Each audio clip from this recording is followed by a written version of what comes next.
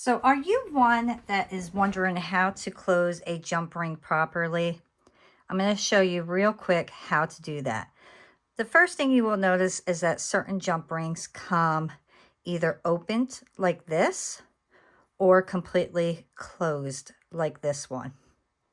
So if you are going to get ones that are open and you need to get it into your piece correctly, you are going to open it up wider. Do not pull it apart like this. A lot of people will take their jump rings and pull them apart like that. Do not do that.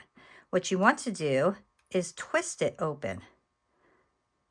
Okay? Do not pull it apart, open it like this, because now you bent it and disformed it. So that will not work properly.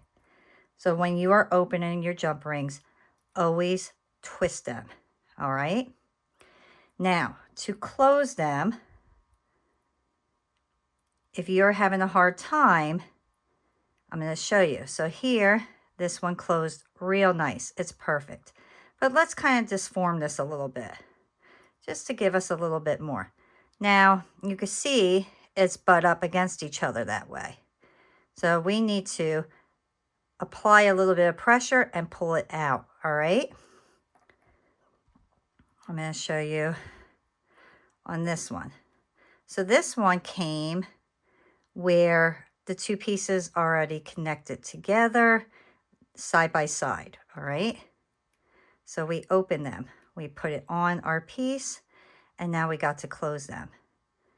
If you are having trouble getting them close together, take your pliers and just twist your jump ring back and forth like this as you are pushing it in together.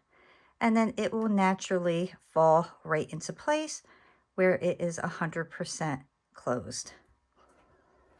I'm going to see if I can get this tiny one where you can see it better. So I'm going to open this and then close, and it's slightly open, so I will twist it and push in at the same time, and it naturally closes. So that's how you open and close your jump rings. Hope that helps. Bye.